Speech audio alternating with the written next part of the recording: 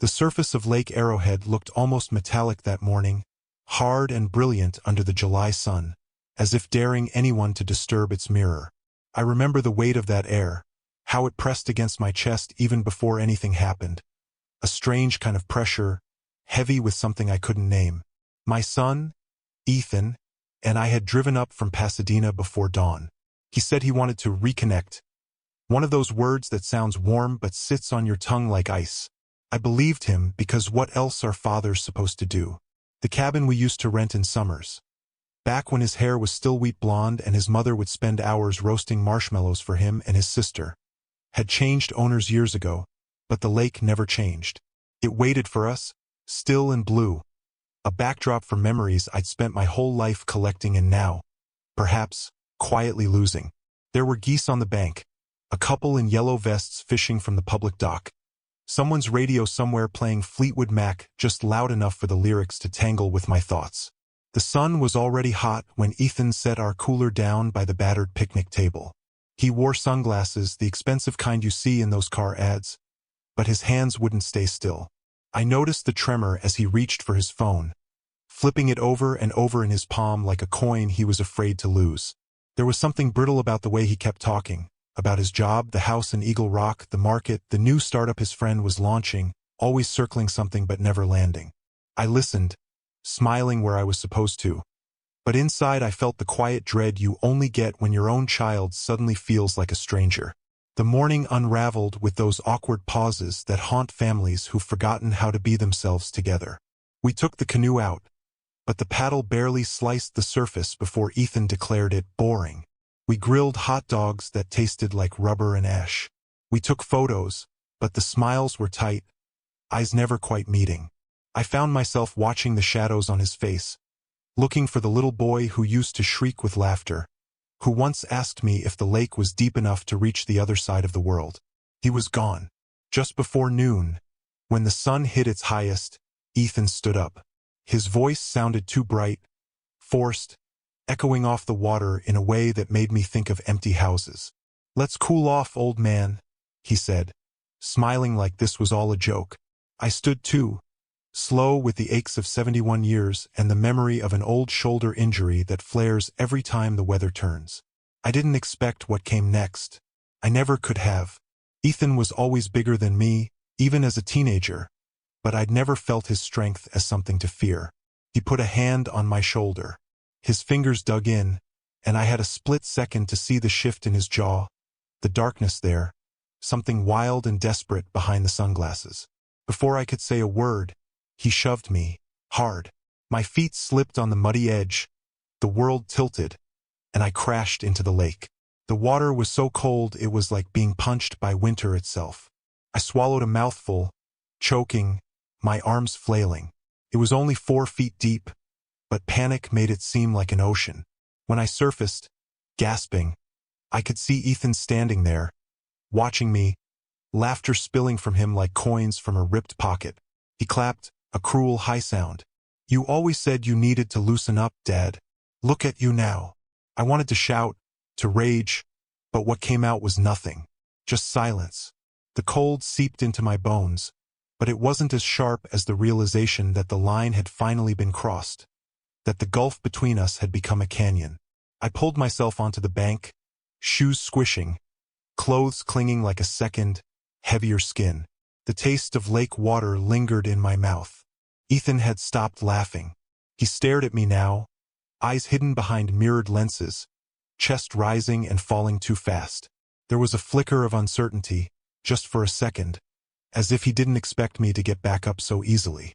Instead of answering him, instead of demanding why or how or what the hell was happening to my family, I reached into the pocket of my dripping jacket and pulled out my phone. The old model, battered but tough. I pressed the side button, wiped the screen on my sleeve, and turned it so the sunlight hit the tiny red circle in the corner. Recording, still recording. Every word, every shove, every shameful second, captured. Ethan went pale, all the bravado draining from his face in an instant. The dynamic flipped in that heartbeat.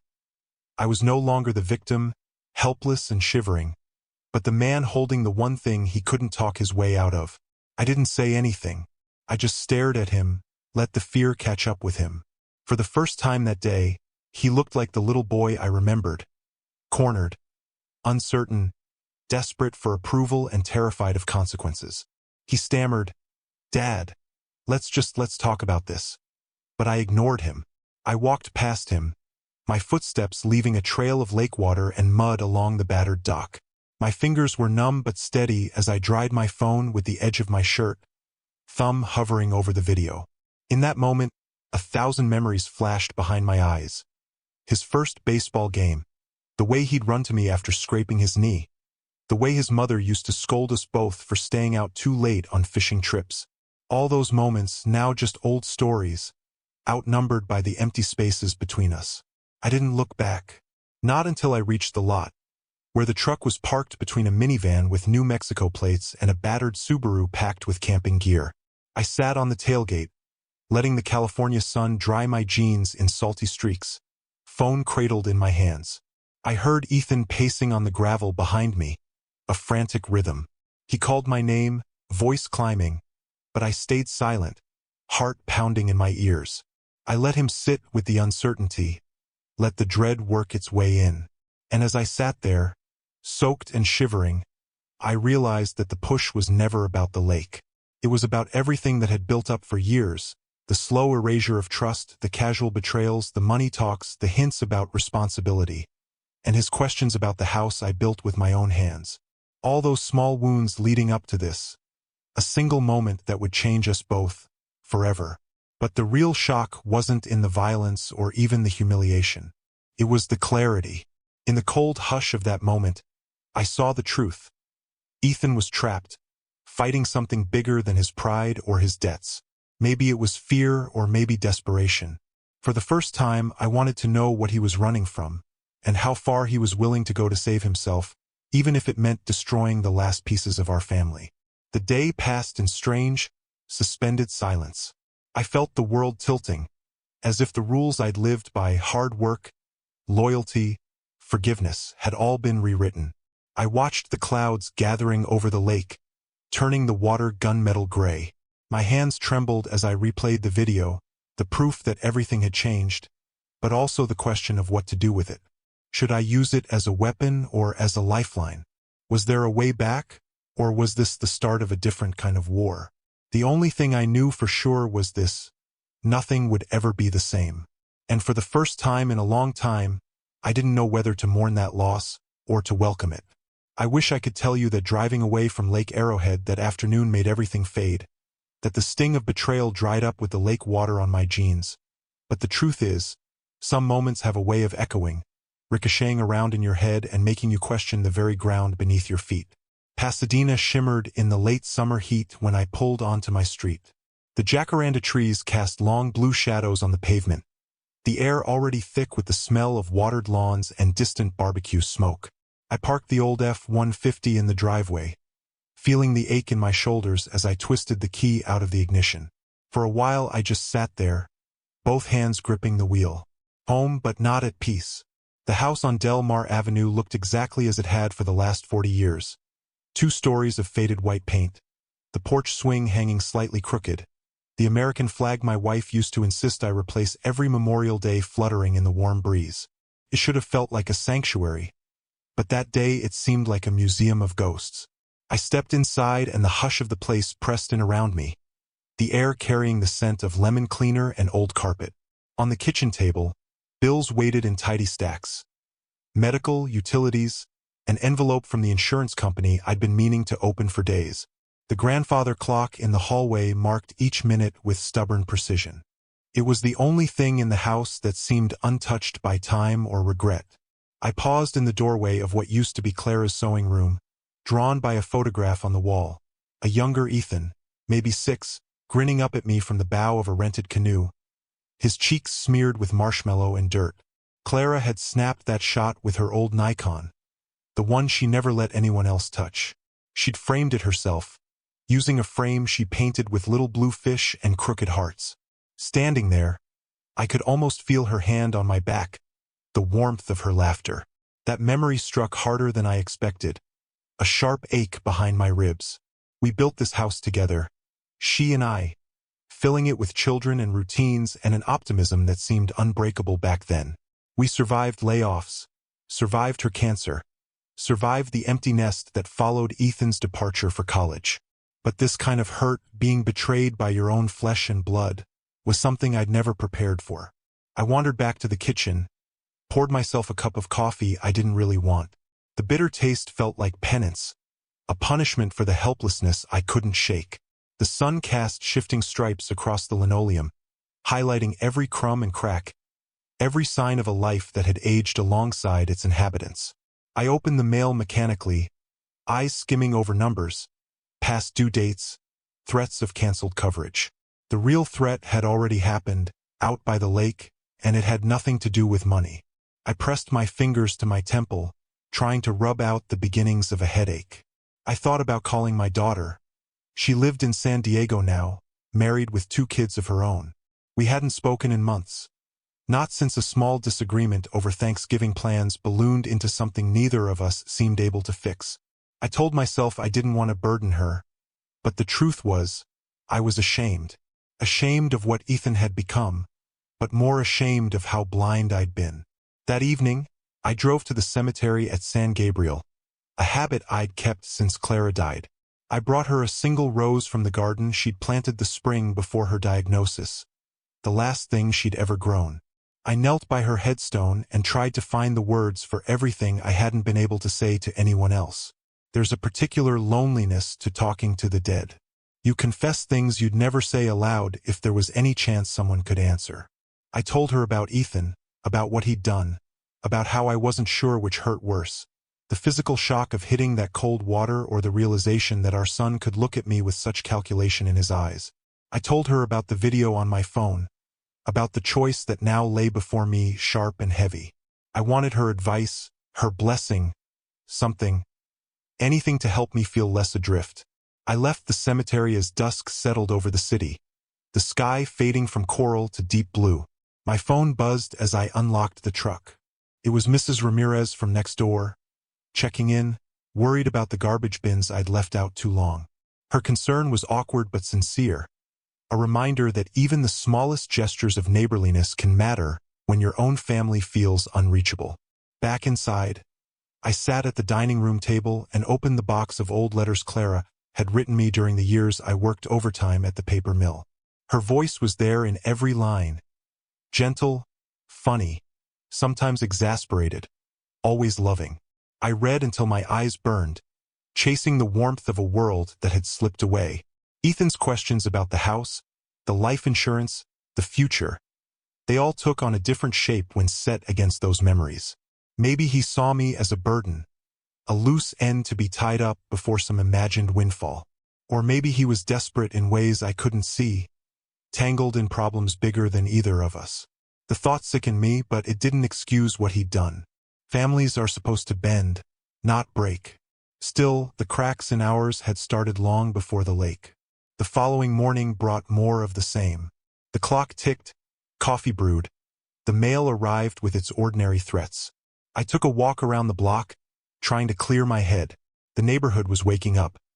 Sprinklers ticking, dogs barking, kids on skateboards weaving down the sidewalk. I nodded to Mrs. Ramirez, who was out watering her dahlias. She called across the yard, asking if Ethan would be helping me with the gutters like he had last spring. I lied and said he was busy at work, that things were fine. The truth was too heavy to carry in public. Inside, I wandered from room to room, touching the backs of chairs, the edge of the fireplace mantel, the faded photographs lined up above the piano. There was one of Ethan at 17, beaming with his letterman's jacket after a championship baseball game. Clara hugging him so tight his face nearly disappeared in her hair. There was one of the 4 of us at Disneyland, years ago, sunburned and giddy, the world still full of possibilities. What happens to a family that seems so solid, so real? Does time wear away the foundation, or do we chip at it ourselves, bit by bit, without even noticing until it crumbles? The ache of missing Clara pressed in harder than ever, because she would have known what to do. She always did. The mail that day included a letter from a lawyer's office in Santa Monica, a routine check-in about the trust fund Clara had set up for the grandkids. I stared at the letterhead, feeling a cold pulse of dread. Ethan had asked about that too, a few weeks back, in the middle of a conversation about rising property taxes and how the system screws over old people. He tried to make it sound like he was worried about me, but the question hung in the air.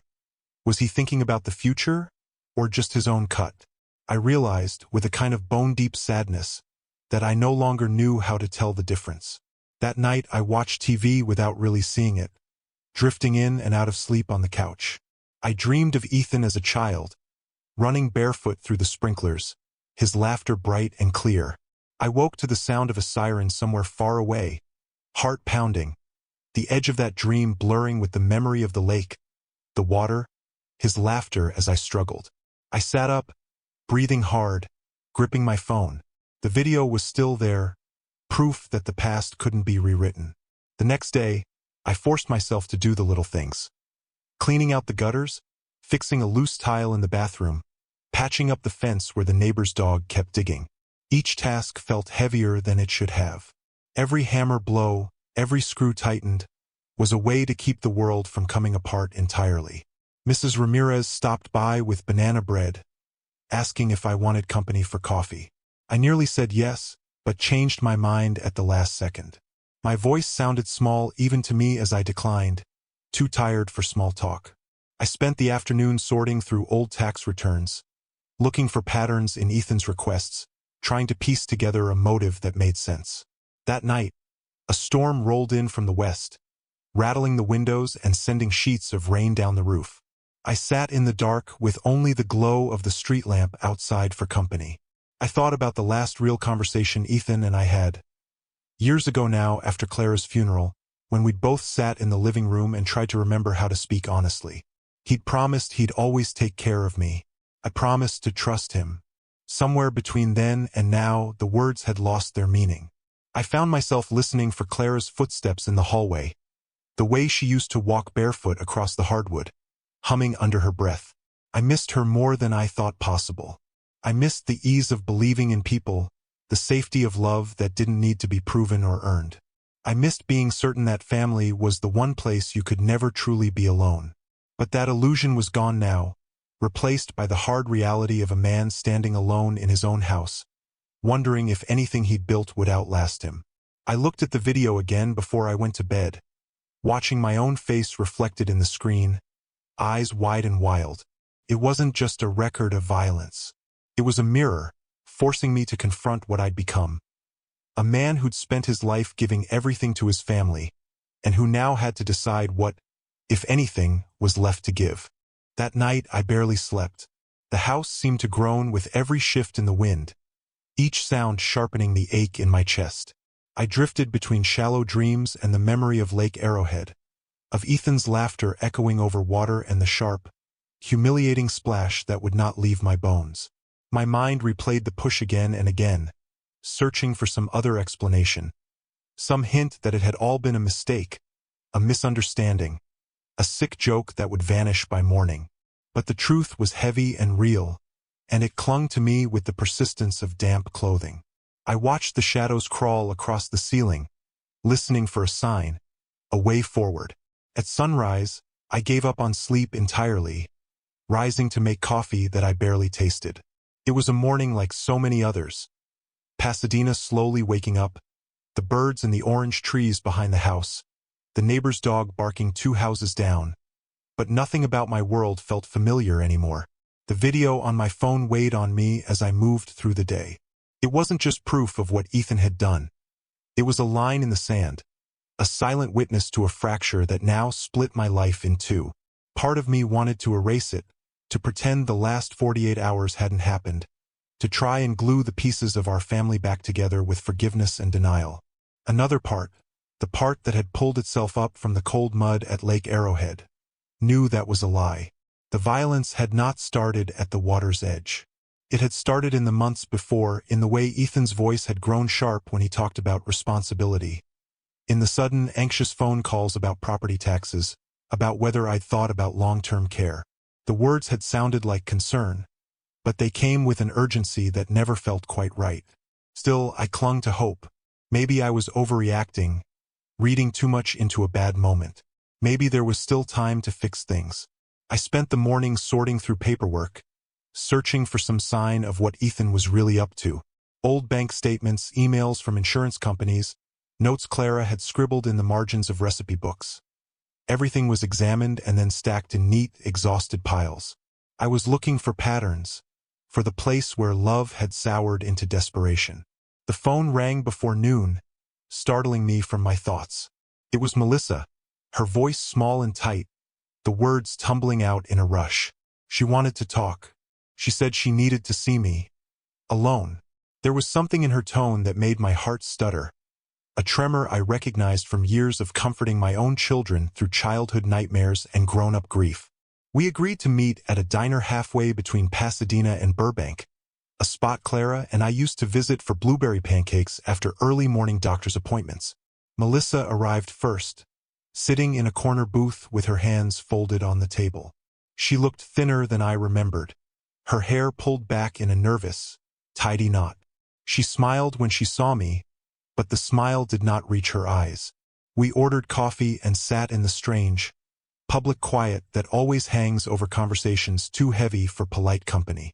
She told me about Ethan, about the last year, the way his moods had darkened, the sudden silences and restless anger. She spoke about the nights he didn't come home, the debts that had appeared without warning, the pressure he was under from people she wouldn't name. "It's more than just money," she whispered, tracing patterns in the condensation on her glass. "It's like he's drowning and dragging us all under with him." I listened, letting the words settle. There was relief in hearing her say the things I'd suspected but refused to voice. Guilt, too, for not seeing the signs sooner. She reached across the table, her hand shaking. "He's scared, Mr. Baker. I think he's scared for all of us." For a moment, I saw in her eyes the same fear that had kept me awake through Clara's last winter. The fear of losing everything and not knowing how to stop it. I told her about the video, about what had happened at the lake. She closed her eyes, and a tear slid down her cheek. "He's not the same person anymore," she said. "I don't even know who he is." We sat together in that diner, two people bound by love and pain, sharing a silence that said more than words ever could. The drive home was a blur of thoughts and half-formed plans. I replayed Melissa's words, the weight of her worry pressing against the memory of Ethan's face when he realized what I'd recorded. Somewhere in all of this was a choice, a line between saving my son and saving myself, between justice and mercy. I parked in front of the house and watched a group of kids play basketball in the street, their laughter rising above the drone of a distant lawnmower. I envied them their simplicity, their certainty that the world was still fair. As evening crept in, I made a list of what I knew and what I needed to do. I called Howard, the only lawyer I'd ever trusted, leaving a message that I needed his help.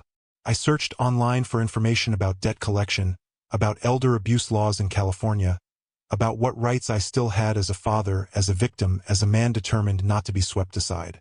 The more I learned, the colder my resolve became. The law could be a shield, but it was also a weapon. If Ethan had chosen to see me as an obstacle, he would have to learn that I could fight back. It wasn't anger that drove me now, but something older and sharper. A need to reclaim some piece of dignity, to make sure the story didn't end with my silence. That night, just after midnight, I heard the soft buzz of my phone. A message from Ethan, brief and brittle. He wanted to meet. No explanations, just a location. An empty parking lot near the old Rose Bowl, a place we'd visited 100 times for football games and 4th of July fireworks. My hands trembled as I typed my reply, agreeing to meet him at dawn.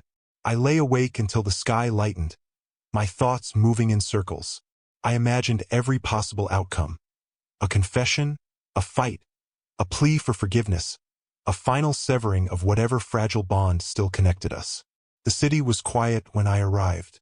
The stadium loomed in the blue light, silent and monolithic. Ethan was already there, leaning against his car, arms folded tight across his chest. He looked smaller than I remembered, weighed down by exhaustion or regret. I parked and got out, my footsteps crunching on the gravel. He didn't speak right away.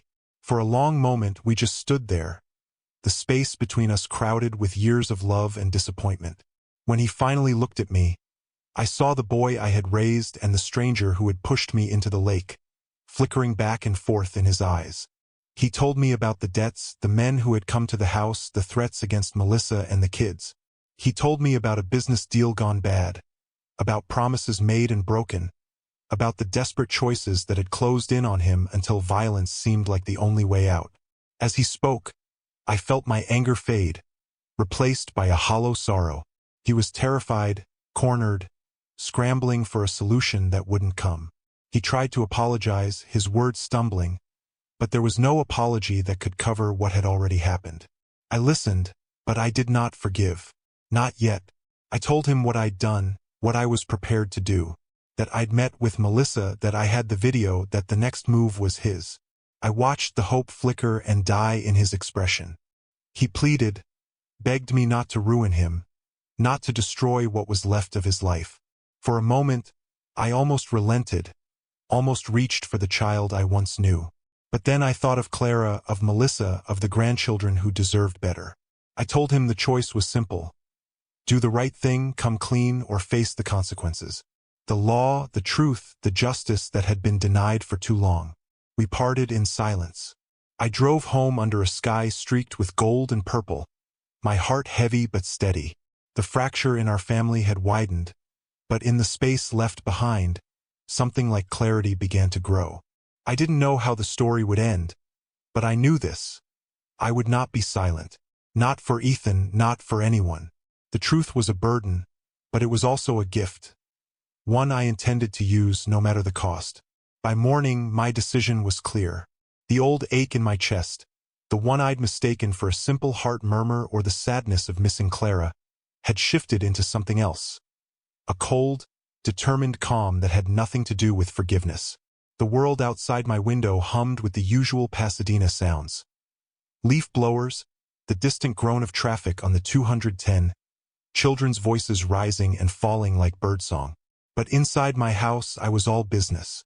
I made a pot of black coffee and drank it standing at the sink, feeling each swallow anchor me further into the day. There was a ritual to it, a sense that every movement, folding the dish towel, straightening the stack of mail, double-checking the lock on the back door, was a step in reclaiming a kind of dignity Ethan had tried to wash away. I called Howard again before dawn, barely waiting for his voicemail to pick up. He returned my call just after 9, his voice gruff but steady, reassuring in a way that made me think of the first time we'd met decades ago, when Clara was still alive and I was the kind of man who believed that the law could keep monsters at bay. We agreed to meet at his office on Green Street.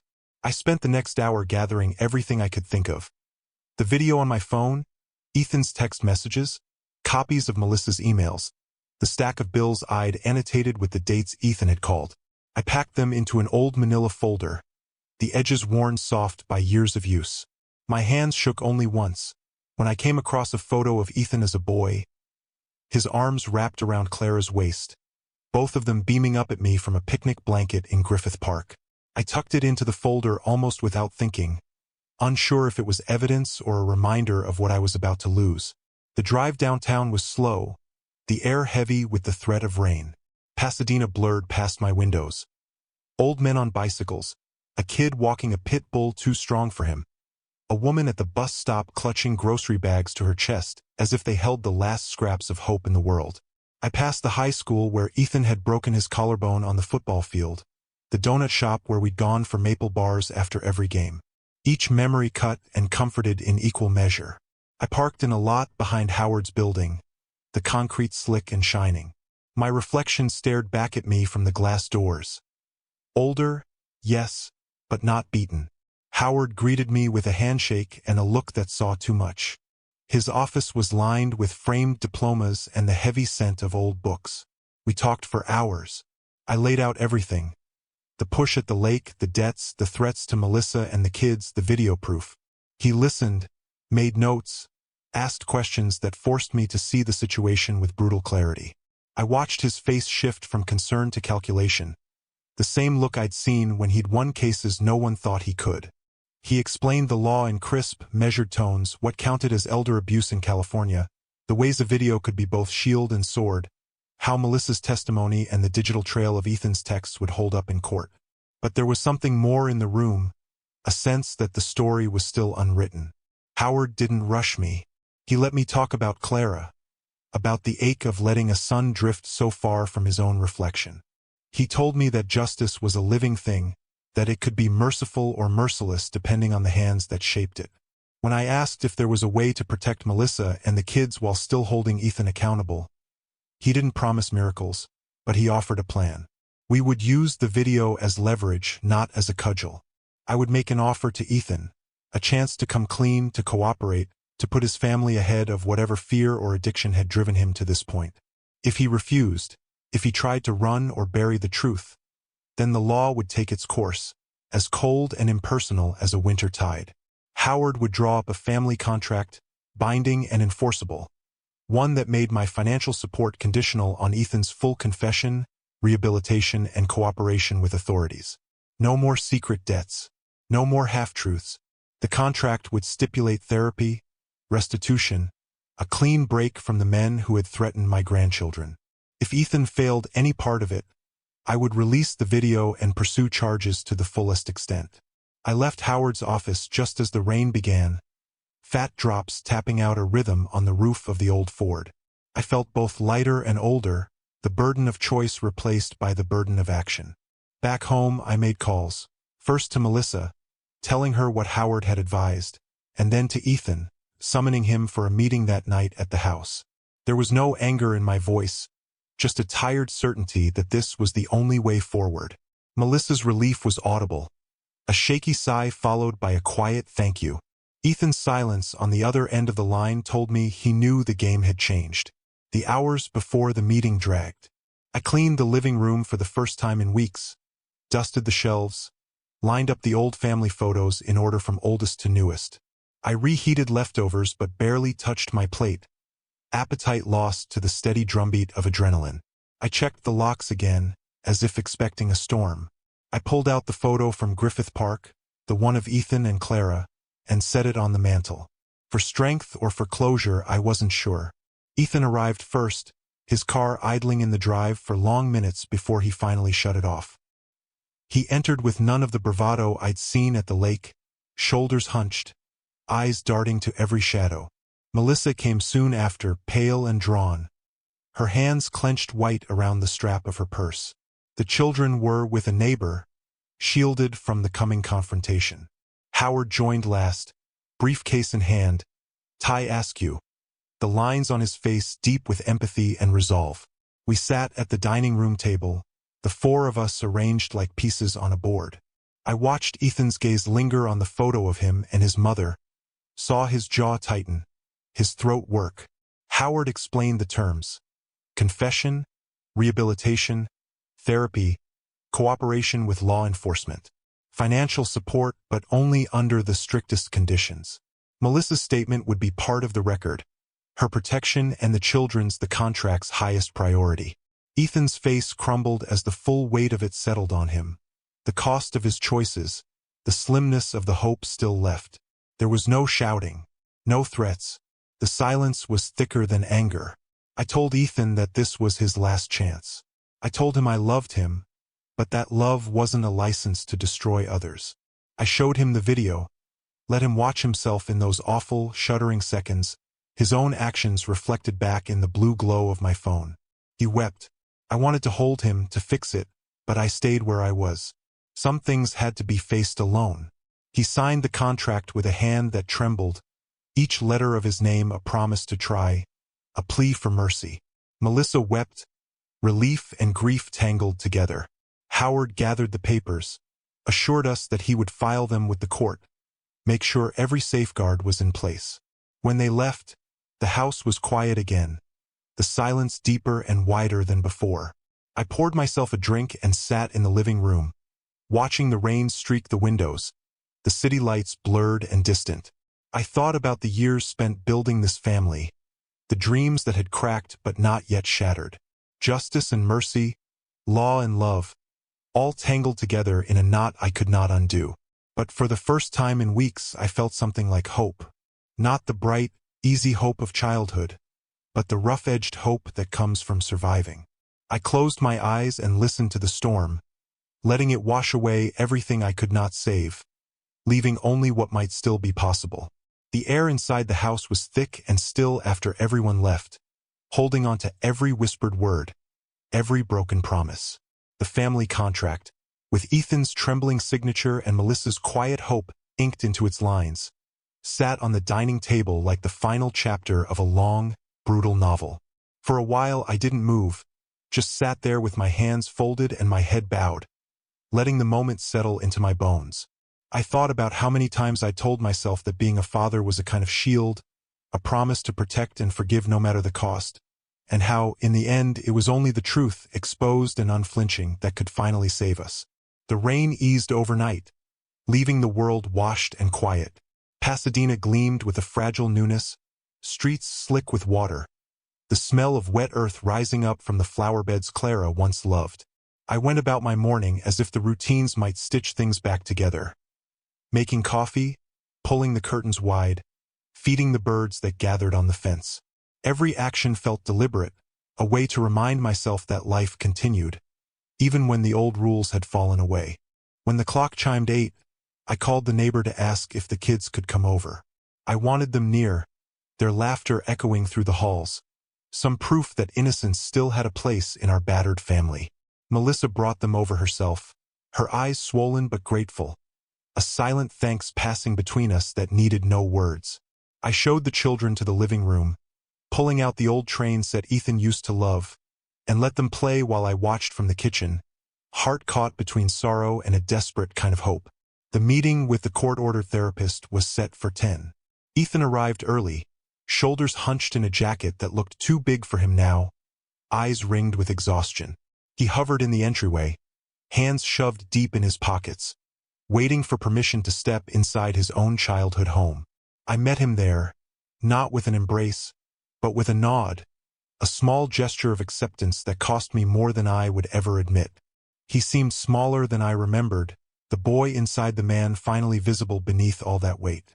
The therapist, Dr. Klein, was brisk and kind, her questions gentle but relentless. She asked about guilt, about shame, about the moment when desperation had outgrown love. Ethan answered in fits and starts, sometimes barely audible, other times with a torrent of words he'd buried for years. He spoke of debts, of phone calls late at night, of threats he was too ashamed to share with anyone, even Melissa. He talked about Clara's death and how her absence had hollowed out something in all of us. And finally, he spoke of the push, the way his anger and fear had twisted into something he didn't recognize, the terror in my eyes as I fell backward into the water, the sick thrill of power that had vanished the moment I'd resurfaced, changed. Melissa sat quietly through it all, her fingers woven so tightly together her knuckles blanched. I watched her, and I saw the echo of Clara's courage in the way she didn't look away, the way she reached for Ethan's hand even when his confessions made her cry. When Dr. Klein asked what he wanted now, Ethan's answer was raw and halting. He wanted to be a better father, a better son. He wanted to find a way back, even if forgiveness would never be complete. After the session, Dr. Klein spoke to me privately. She said there was hope, but only if everyone held the line. No more secrets, no more shortcuts, no more pretending that love could heal what only honesty and time could repair. I promised her I would do my part, but the promise felt like a question, one I would have to answer again every day. The weeks that followed moved with agonizing slowness. Ethan entered rehab, keeping to the letter of the contract, checking in with Dr. Klein, attending group therapy. He sent messages, short, awkward updates, a photo of the sunrise over the facility courtyard, a thank you for bringing his children to visit. I answered each one, sometimes with encouragement, sometimes only with a single word. Here. Melissa and the kids visited often, the house gradually filling with the noise and chaos of life. I taught my grandson how to play chess, watched my granddaughter lose herself in Clara's old box of colored pencils. Each visit was a small step toward something like healing, though the shadow of what had happened never completely disappeared. I kept the contract in a locked drawer, the video on a thumb drive in the safe, reminders of the line I could not let us cross again. One afternoon, as the sun slanted through the windows and painted gold across the kitchen floor, Ethan came home for the first time since rehab began. He looked older, thinner, the lines on his face deepened by weeks of reckoning. We sat together on the porch swing, the same swing where Clara and I had once mapped out our futures, and we talked. Not about the past, not about debts or betrayal, but about the ordinary things that made up our days. The birds in the yard, the Dodgers' losing streak, the way the jacaranda blossoms always clogged the gutters. For a while it was enough. The words hung between us, tentative bridges over broken ground. Later, I brought out a small box, the one with the family heirlooms, the battered wristwatch my father had worn through the war, the faded letters Clara had written, a photograph of Ethan at 6, all front teeth and wild joy. I handed the box to my grandson, watched his eyes go wide as he sifted through the treasures, and I told him the stories behind each piece. Ethan watched in silence, his own childhood flickering across his face. In that moment, I felt something shift, a loosening of the old resentments, a new space for forgiveness to take root, slow and stubborn. The work was not finished. Trust was a garden that needed tending, and some seasons would be harder than others. There were nights when I lay awake, haunted by the sound of the water, by Ethan's voice raised in anger, by Clara's laughter echoing just out of reach. There were days when the weight of what we'd survived felt too much to carry.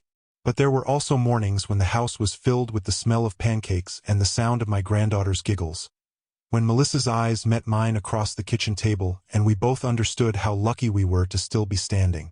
One evening, near the end of that first hard month, Ethan and I stood in the backyard watching the last light fade from the sky. He apologized again, words soft but steady, and I listened, feeling the old pain throb and then recede. I didn't forgive him outright, not yet. Some wounds need more than words. But I put my hand on his shoulder, squeezed once, and he nodded, eyes shining with something like relief. It wasn't a return to what we'd been, but it was a beginning. The final piece of the contract, a letter from Ethan, addressed to Melissa and the children, admitting his faults and promising to keep fighting for the family he'd nearly destroyed, arrived on a Sunday morning. I read it in the quiet of my study, the sunlight spilling across the page. The words were simple, honest, stripped of excuses. In the margin he'd written, "Thank you, Dad, for not giving up." I traced the line with my finger, letting the gratitude settle in, mingling with regret and pride in equal measure. There are days when I still catch myself bracing for disaster, waiting for the next storm. But more often now, I find comfort in the ordinary. The routine of making breakfast, the sound of the mail slot clattering, the shape of Clara's handwriting on a recipe card.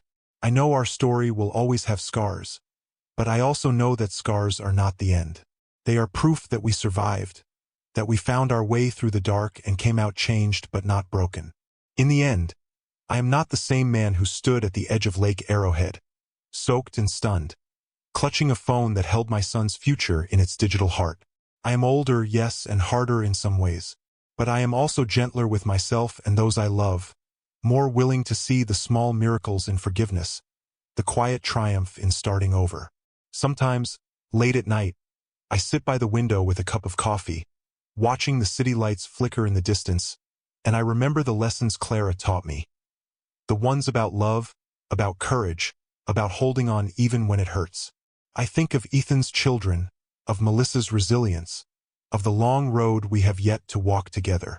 And I find myself hoping, fiercely and stubbornly, that our family will keep finding its way, one imperfect, honest step at a time. In the months that followed, life took on a quieter, more deliberate shape, one that both soothed and unsettled me. Pasadena bloomed into spring with a riot of color, jacaranda petals painting the streets lavender, and the air sweet with orange blossom.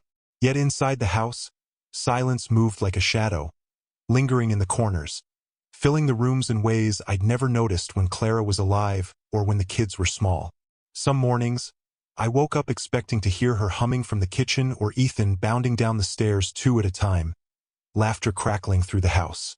Now, most days began in stillness, interrupted only by the gurgle of the coffee pot or the distant call of a morning dove. The contract we'd all signed did its slow, quiet work. Ethan kept to his end, attending therapy, sticking with his program, seeing the kids on weekends at first, then gradually building back into their everyday lives. Melissa, lighter now but forever changed, reclaimed small pieces of herself. Planting a new herb garden, joining a book club, even applying for a job at the local library. She moved through the house with a cautious optimism, as if testing each room for new beginnings. The children, God, the children were the strongest of us all, absorbing the changes as kids do, with fierce resilience and an astonishing capacity for joy. They skinned their knees on the sidewalk, left crayons on my kitchen table, chattered about soccer games and school projects. Sometimes I caught them watching me when they thought I wasn't looking, their eyes wide and searching, as if trying to puzzle out whether the world had returned to normal or whether something precious had slipped away forever. Trust rebuilt itself in slow increments, never quite steady, always shifting underfoot. Ethan came by every Friday for dinner, sometimes with Melissa and the kids, sometimes alone. Those nights started awkward. Stilted conversation, long silences, both of us tiptoeing around the fractures in our history. But with each visit, a little more light seeped in. We talked about the mundane, how the Dodgers were playing, what was wrong with the water heater, whether or not I should finally replace the old Ford. Every so often, conversation turned tender or confessional, as when Ethan asked about Clara's favorite song, or when he confessed that some days he still woke up shaking, convinced everything was about to fall apart again. There were setbacks, of course. Days when Ethan would show up with haunted eyes, tension crackling off him in waves, the ghosts of old habits stalking close behind.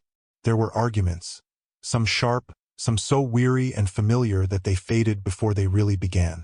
Melissa sometimes called late at night, her voice small and unsure, asking for advice, for comfort, for the kind of reassurance I wished I could give. The children, too, had their moments. Tears over forgotten homework, nightmares that brought them running down the hallway. Through it all, I tried to hold steady, to be the anchor they needed, even when my own heart trembled. As the months slipped by, forgiveness became less an event and more a process, a series of small choices that built upon one another. I forgave Ethan for the push at Lake Arrowhead, for the lies, for the sharp-edged fear that had driven him to nearly destroy our family. I forgave myself for the mistakes I'd made as a father, for the blind trust that had turned to naivety, for every missed sign, every word left unsaid. But there were limits to forgiveness, boundaries that needed tending. I kept the video and the contract not as threats, but as reminders of what it had cost us to come back from the edge. One Sunday in early May, the family gathered at Lake Arrowhead for the first time since that terrible day. The water was calm, its surface a mirror for the sky. I stood at the shore, watching the kids chase each other through the sand, Melissa laughing as she tried to wrangle them back for lunch. Ethan hung back at first, uncertainty etched into his features. But eventually he joined us, rolling up his sleeves, letting the sun touch the scars on his arms.